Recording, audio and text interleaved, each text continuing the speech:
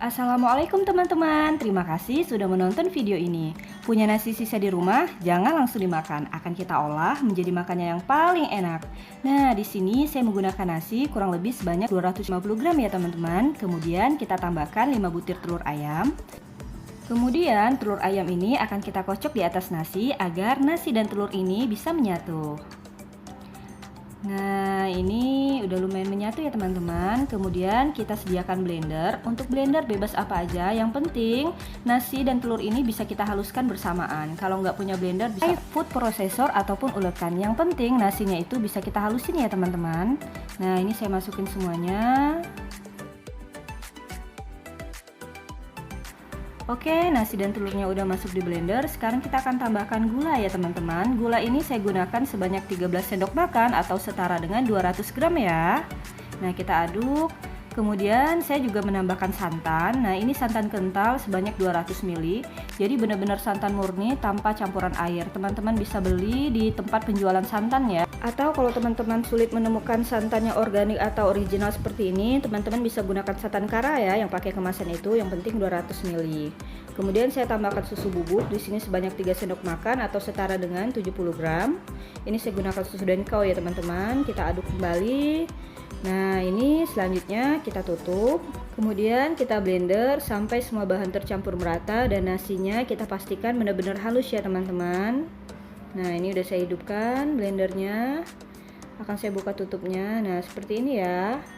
Jadi di sini saya menggunakan susu bubuk milik anak-anak. Insya Allah dijamin makanan ini tuh enak dan sehat karena kita menggunakan susu atau bahan-bahan yang berkualitas bagus. Nah, ini udah cukup, kita matikan blendernya dan ini udah siap ya. Sekarang kita ke proses berikutnya. Tonton video ini sampai habis dan jangan lupa tekan tombol subscribe-nya ya. Nah, untuk cetakan atau loyang, di sini saya menggunakan yang bentuk bunga. Jadi ini sebenarnya loyang atau cetakan untuk membuat bingka. Nah, jangan lupa kita olesi dengan mentega bagian dalam dari loyang atau cetakannya agar nanti mudah untuk melepaskan kue yang akan kita bikin. Nah, tidak lupa juga kita kasih alas ya. Ini adalah alas dari kertas nasi yang biasa kita gunakan untuk membungkus nasi ya. Kita bentuk aja sebentuk dengan cetakan. Caranya gampang banget teman-teman, tinggal lukis aja dulu cetakannya di atas kertas, kemudian baru kita gunting. Nah, ini benar-benar kita rekatkan sampai ke bawah, jadi bikin dia merekat atau menempel dengan bagian bawah. Oke, selanjutnya tidak lupa kita olesi lagi dengan mentega untuk kertas minyaknya bagian atas, agar nanti ketika kita tanggalkan bingka atau kuenya itu dia akan terlepas sendiri. Nah, barulah kita isi dengan tadi bahan-bahan yang udah kita blender. Jadi untuk bahan ini kita bisa dapat 2-3 cetakan ya teman-teman. Untuk kalau ukuran cetakannya full sampai ke atas maka cukup untuk dapat 2. Tapi kalau misalnya teman-teman mau lebih sedikitin lagi, jadi nggak sampai full cetakan bingkanya, maka itu bisa dapat sekitar 3 cetakan ya. Nah, ini sengaja saya bikin dalam 2 cetakan. Nanti untuk proses memasakannya saya akan berikan 2 pilihan. Jadi teman-teman bisa ikuti, disesuaikan dengan peralatan masak yang teman-teman punya di rumah. Oke, ini udah siap. Sekarang kita akan proses memasaknya. Nah, untuk proses memasak pertama, di sini saya menggunakan panci kukusan. Jadi kalau teman-teman punya panci kukusan, bisa dikukus untuk kue ini, kue nasi bingka ini. Nah, ini saya tutup kemudian. Nah, untuk proses lama memasaknya nanti akan kita lihat ya berapa lama bingka ini kita masak menggunakan kukusan. Kemudian, nah yang kedua di sini saya menggunakan oven tangkring. Jadi kita bakar bingkanya. Jadi nanti kita akan lihat hasil keduanya bagaimana untuk yang kukusan maupun yang dibakar. Jadi kue ini, bingka nasi ini insya Allah bisa dimasak dengan 2 cara ya teman-teman, dikukus atau dibakar. Oke, ini akan kita bakar. Untuk lama waktu pembakarannya nanti akan kita lihat berapa lama sampai bingka ini matang. Nah, ini untuk yang dikukus, dia udah mengembang banget ya bingkanya teman-teman. Kita akan cek apakah sudah matang.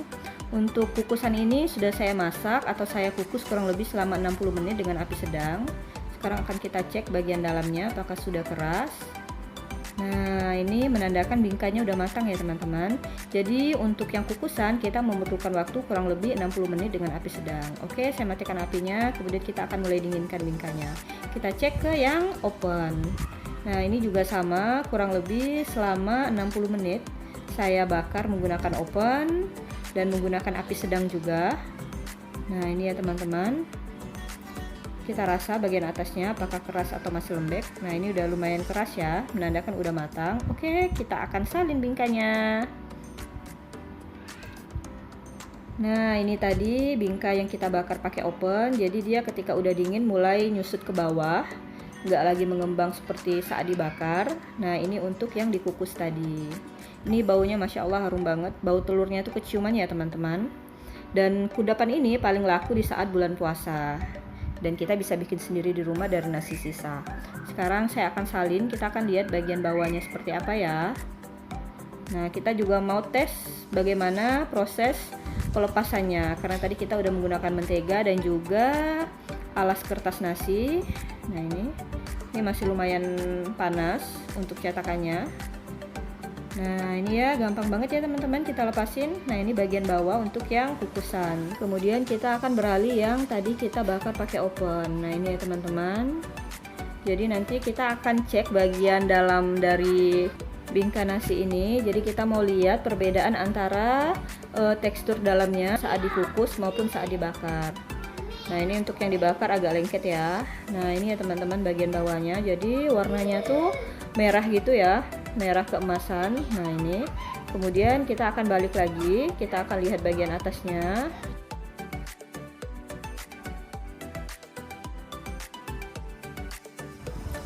Nah, ini kedua bingkanya udah ready. Sekarang akan kita coba potong ya. Kita akan lihat bagian dalamnya teman-teman.